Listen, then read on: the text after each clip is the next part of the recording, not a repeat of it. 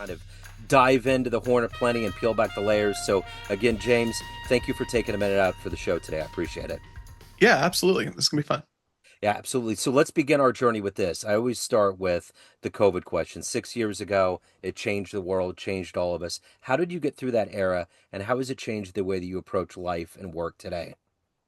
So for us, I think this answer is going to be kind of unique because we didn't really have to change. So I was working at Launch Medical at the time, which was a startup that was building out the first home treatment ED device. So basically, something that got guys off of Viagra and allowed them to, heal their body naturally, get their vascular network back where it needed to be, all that fun stuff. And there's a ton of medical stuff that we could dive into there, but I won't bore you. Yeah. But basically, our team was already remote. We had about 30 people on our team, and everybody, we were on Zoom. Zoom was our life already. So we already had kind of a remote first community of team members. So COVID hits, and it's like, crap, like we're getting locked down, and that's not great. Like I was in California at the time. It was very restrictive to live in California during that time. And then I traveled to other states and it was far less. But one of the things that amazed me was it leveled the playing field in terms of talent. All of a sudden, people in the middle of the country had the same access to opportunities as people on the coasts. And, that was because of the Zoom culture that came around. And so that was already kind of happening, but then COVID kind of just applied, poured gasoline on that fire. So from a personnel standpoint, from a human capital standpoint, for us, it wasn't a huge change in the nuts was supply chain logistics and trying to get our product, and we had to do crazy things like have our stuff flown into Canada and then put on a train to come down to the United States to just combine different transportation methods.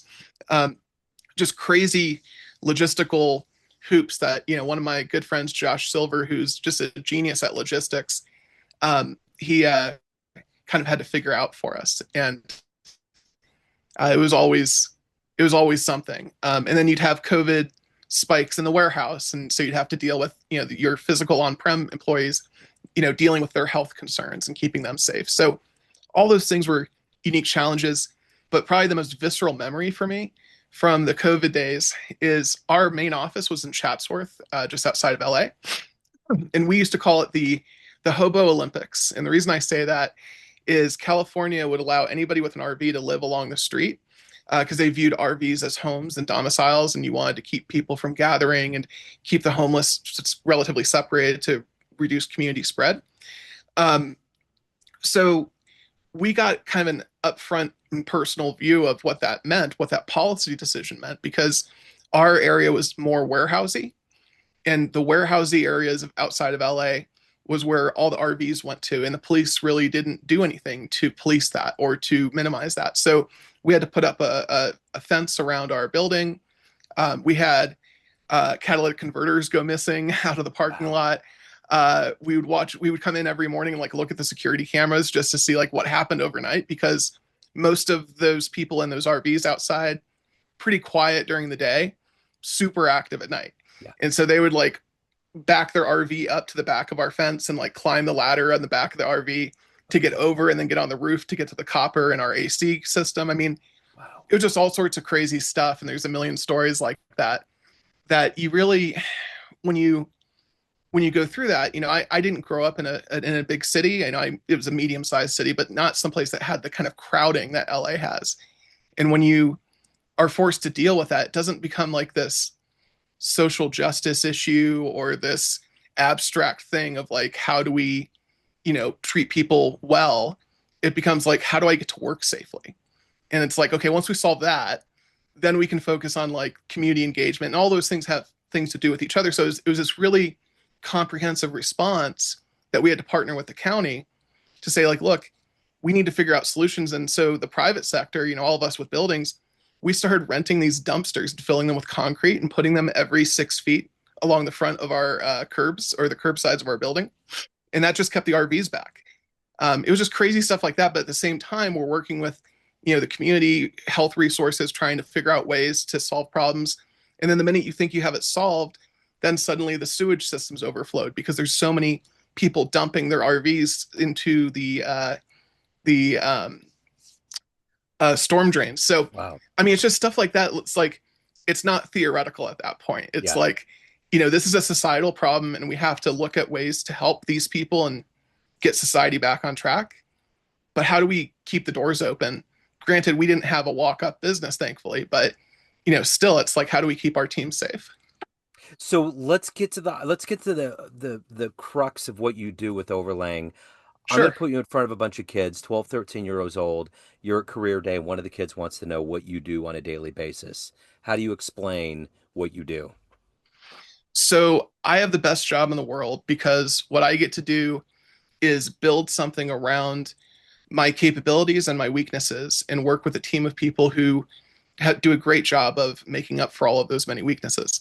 So what I get to do every day is when I wake up, it's okay, what's the direction of the ship? So if you think of a big ship on the ocean, it takes a lot of effort to turn that ship in a certain direction.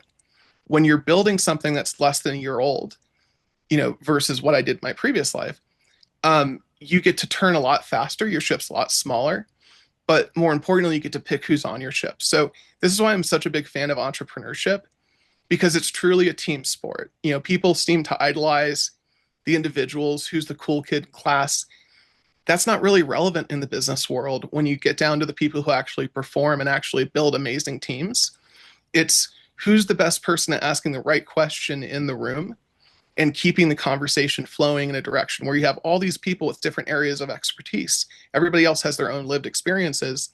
How do you pull those out of people while keeping the conversation as a group, headed in the right direction? So specifically what we're doing and what I'm really passionate about is figuring out how to help US businesses compete in this rapidly changing environment.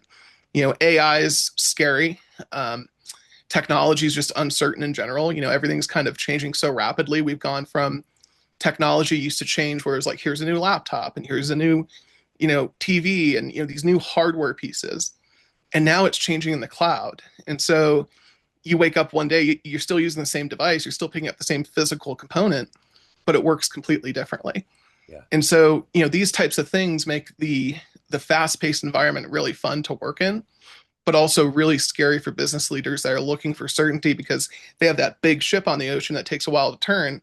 If they put all this effort to turning it the wrong way, they're going to end up hitting the rocks. So, our goal is to figure out how do we, partner with, and that's why we call ourselves venture partners, because we're not just consultants. We're not just going to sit there and say, okay, pay us X number of dollars an hour to solve, an issue with you or sit down with you.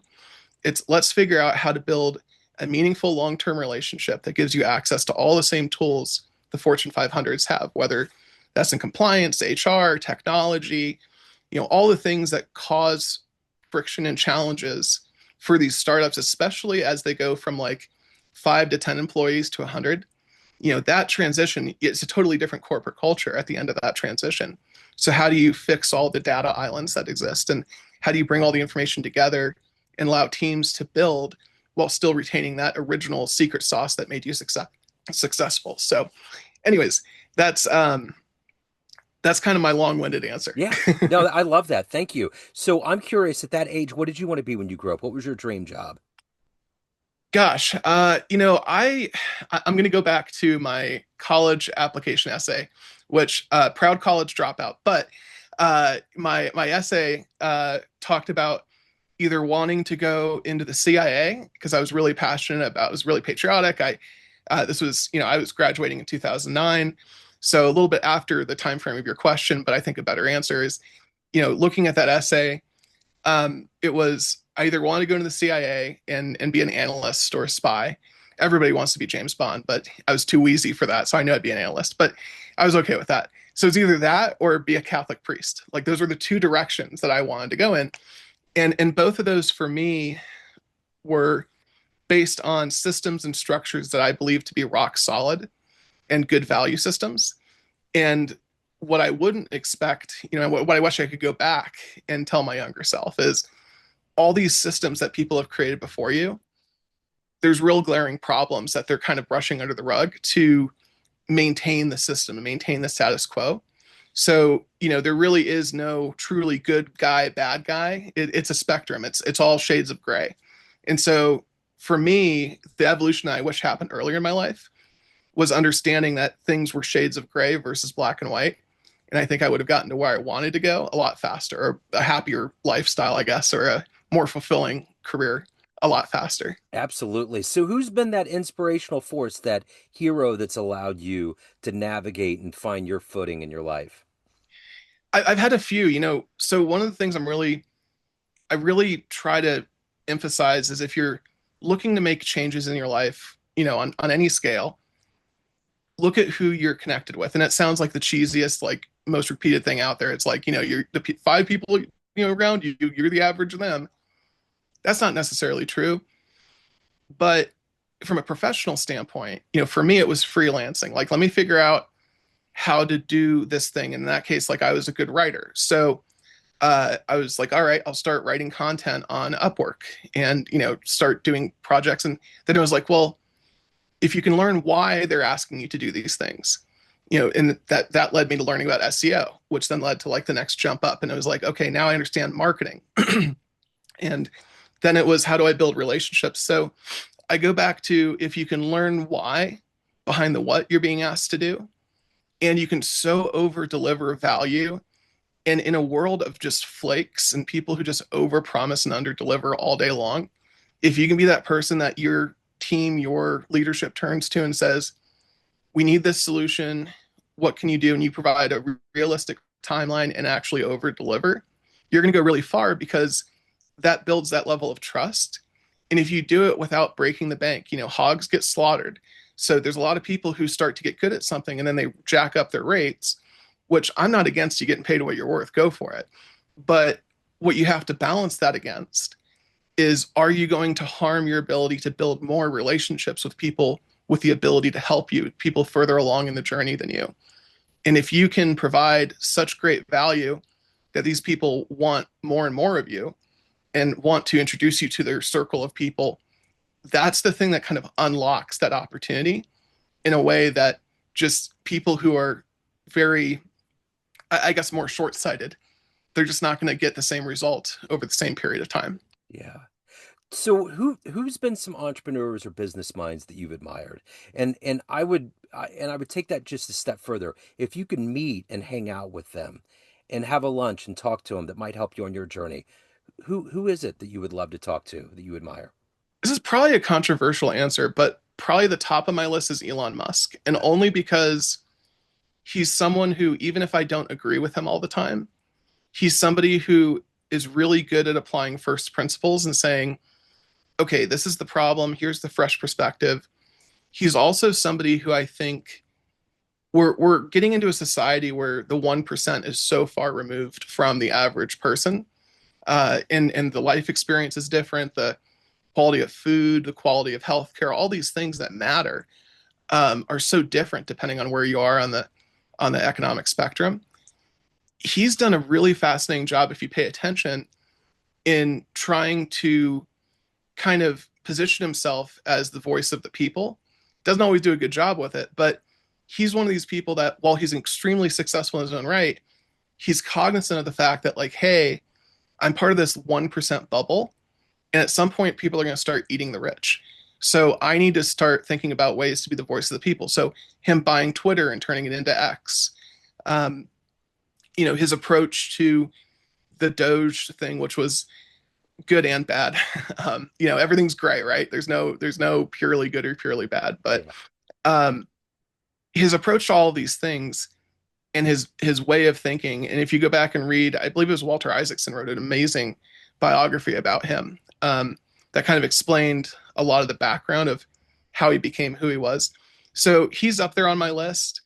I would say, besides that, if you're looking for somebody who I think is overall probably a better person, just a better person to people, I would say, Sir Richard Branson is up there. Yeah.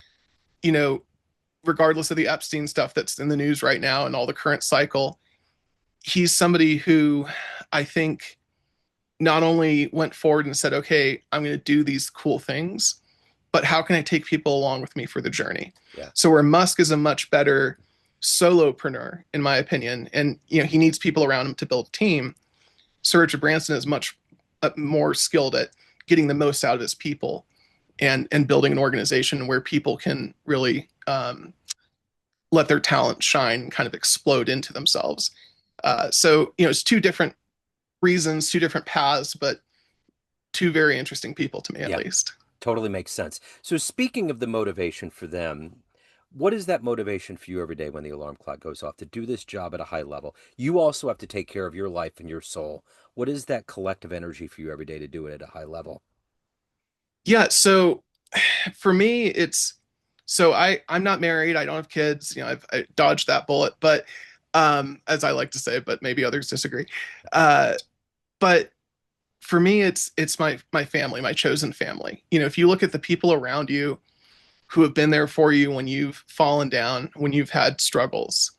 Um, one of the one of the things that gets me up in the morning when the alarm clock goes off is the fact that the people I'm working with are people who I've known for over a decade. They're people I deeply care about, and no matter how long I'm on this planet, I want to make sure that the things I do create an organization at OverLang where good people can find work and good people can do good work and cool things and still take care of their families. So, it's really, it's funny, I've accomplished more in life when I'm focused on accomplishing less, for myself and more for the team, the organization, the people around me.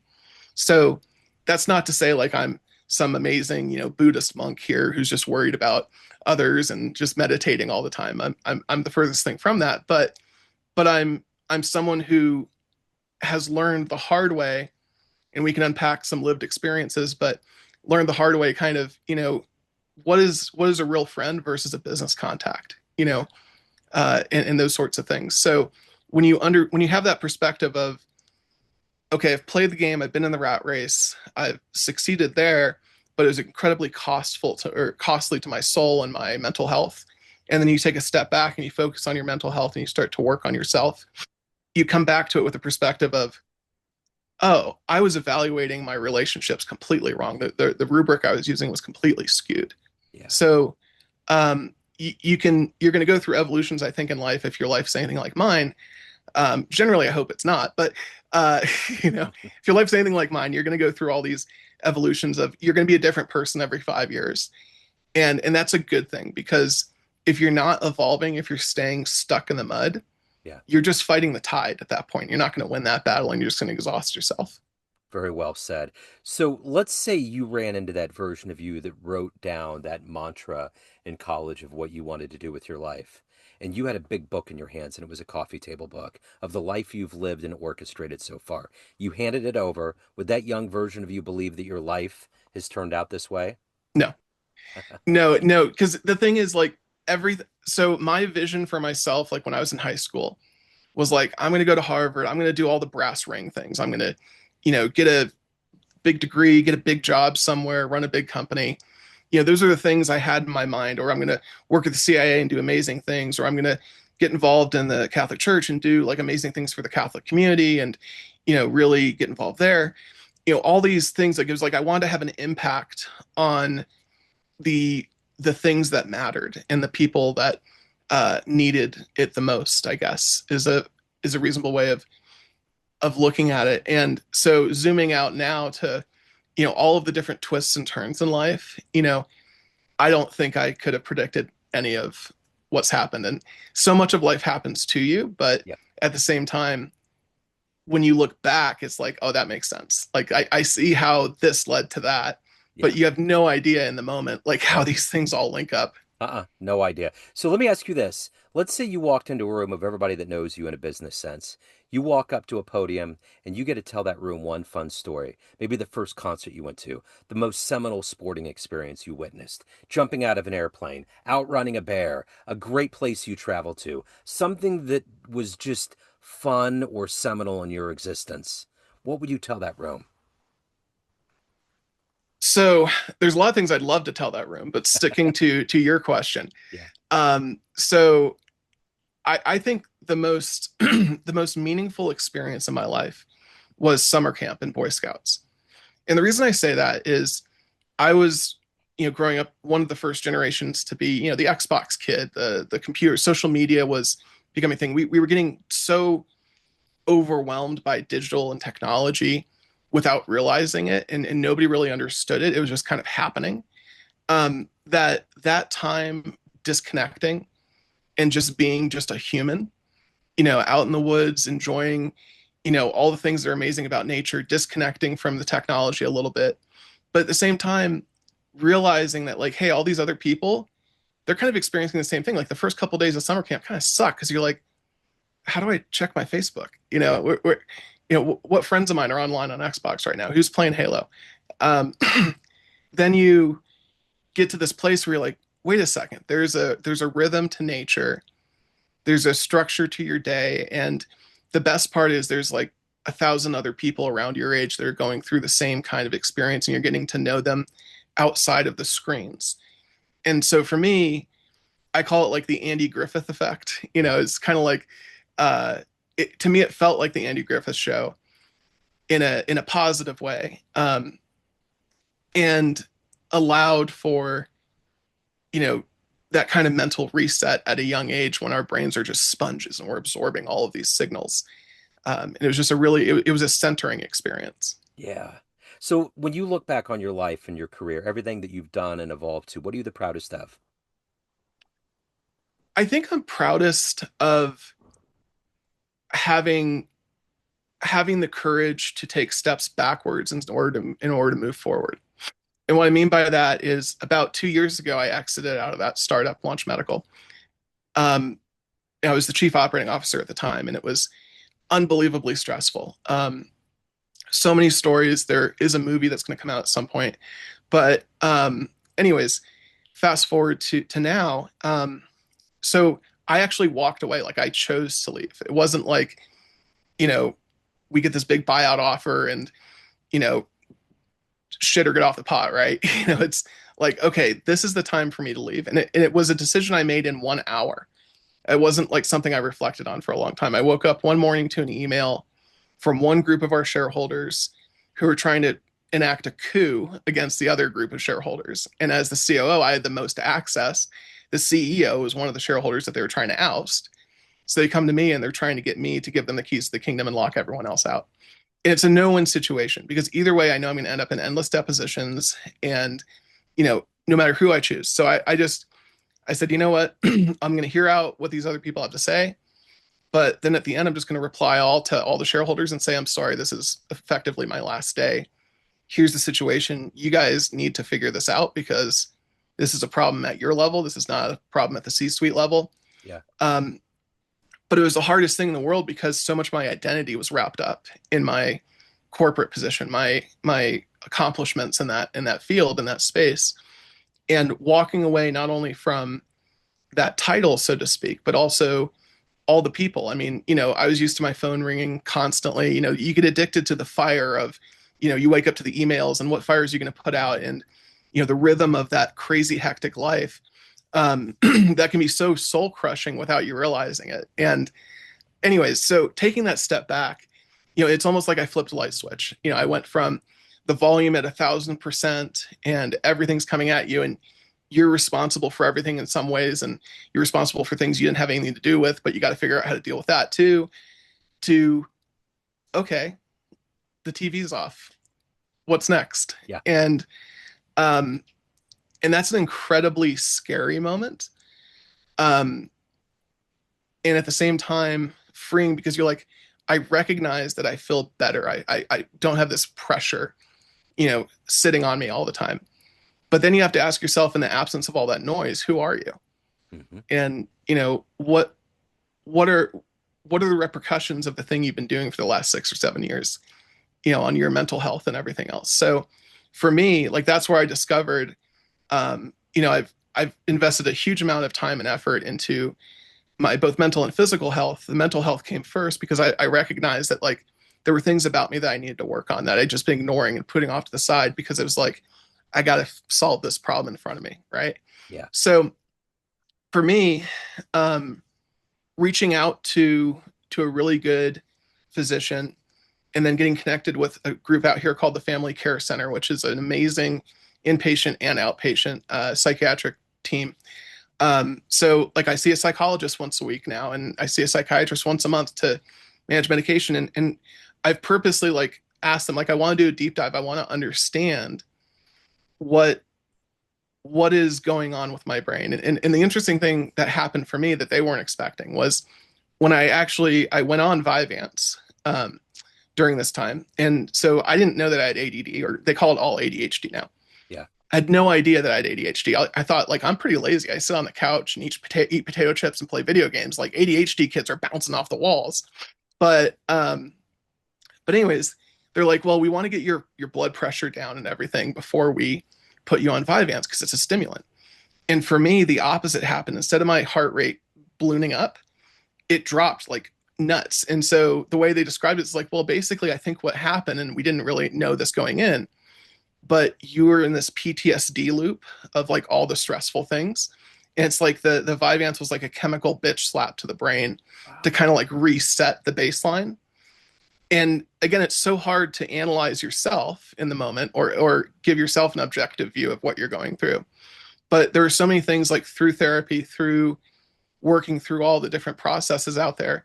I've learned that I'm on the autism spectrum, which I again thought was like, I mean, I hope I get my boat soon, because Greta got a boat, and I don't know, maybe I'll get my yacht pass one day. But Yeah. uh but the all the things you learn about this stuff that you're like, man, if I understood that as a kid, or if Yep. somebody had been a medical professional in my life who was willing to connect the dots. Yep. But the amount of effort it takes to connect the dots, you have to be the quarterback. You have to be the person, managing all the specialists in the teams. And so at the same time, I'm on this like mental health journey, and I get to like the healthiest I've ever been from a mental health standpoint. My physical health just takes a crap. Yeah. And it was all related to stuff when I was born. I was premature and born in a military hospital that didn't have the resources to deal with that. And so there's a ton of scarring in my lungs. There's issues with my GI system. There's issues with my airway. Like when I exhale, my trachea collapses, which is not supposed to happen. Yep. But these are all things that I kind of knew. Like we always saw it as asthma or reactive airways disease. Growing up, I kind of understood these things through the lens of the pulmonologists I had back then through the Navy. But now coming out to Denver, and it's just such a like, again, looking back at life in the rear view, you're like, oh, these dots all connect perfectly. Yep. But somehow I ended up out here in Denver right before my health crapped out. And it just happens to be that there's National Jewish Hospital out here, which is one of the leading respiratory research hospitals in the country. So, I mean, they've literally done like 3D scans on my chest, and, it's like a whole research project for them. But I call them the super Jews. They're my favorite people in the whole world. I mean, it's like this whole team of people that come together and have all this deep expertise and understand how to look at these challenges. So it's like what I was doing on the mental health side. It's like, okay, good, we got that fire out. Yeah. Like, okay, now all of a sudden there's this new fire. Yep. And so then it's like, okay, got to deal with this. And it's so incredibly expensive to get quality medical care in this country, Yep. to access the best care, the best specialists. It was really sobering for me when I was sitting in the waiting room one day for one of the pulmonary tests they were wanting me to do. There were these people that were in the waiting room, and you just strike up conversation with them. And they happened to be from LA, in the same area that I used to live. And they had flown in to be at this place. And it's like, I just happened to live here. Like I was living where they were, a few moments ago, it feels like. And now I'm living out here, and I happen to be at the perfect place to deal with this. So there's something that you can't really explain about, things kind of work out sometimes in your favor, Yep. even when you're not sure that you want them to go in the direction they're going to in the moment. But all of that kind of, for me, comes around to this present chapter of life. And it's like, you're asking me like, what gets me up in the morning, and the people that I'm building OverLang with, again, they're people I've known for over a decade. My buddy Jeff, who, just so happens the whole time I was in the corporate world doing the whole startup MedTech thing and dealing with all those pains and frustrations, he was in the AI and big data space, dealing with the insurance industry and managing their petabytes of data and how to use AI to, go in and, build out the infrastructure to handle the data, and then also to handle the actuarial side of things, and then also secure all of that so you're not getting just some bad actor going in there and looking at all your stuff. So all of these things, we had these two very different paths, but we both made Eagle Scout together in the same, scout troop back in Virginia Beach where we grew up. And so it's like we were best friends back then. Then we kind of lost touch, went on these very different professional journeys. And then we come back together in the last, year and a half or so. And it's like at this moment where I'm like, I don't know how much longer I have to live, right? Like, I'm dealing with this thing where this feels like there's a volleyball in my chest, and dealing with those things. And at the same time, he's just like, hey, man, what's up? And then at the same time, I run into him. I run into one of my other really good friends from high school who, I was like the class treasurer. I always liked money. He was the class president. He was the cool kid. But anyways, he happens to live out here and he's a pastor. And so it's like, okay, now there's somebody with more spiritual knowledge. I'm not a hyper religious guy. I think there's lots of sources of wisdom out there, and I'm curious. But being able to talk to people that truly care about you, that knew you way back when and know you now, and can, build on those relationships, that's when you get up in the morning and you go, you know what? Yeah, it hurts. Like I'm going to choose not to take my pain medication today because I want to be sharp. But I'm doing that because what I'm building, let's say I'm not around in a year, let's say I'm not around in 10 years, who knows, right? But I want to make sure that the foundation that we're building provides generational opportunity for the people I care about and their families. So that's what gives you more purpose than anything else in the world, in my experience at least. Wow, what a great overview. That's a perfect lead in to OverLang. If anybody wants to dive in, they want to get involved, they have questions, any of the good business, where do they go?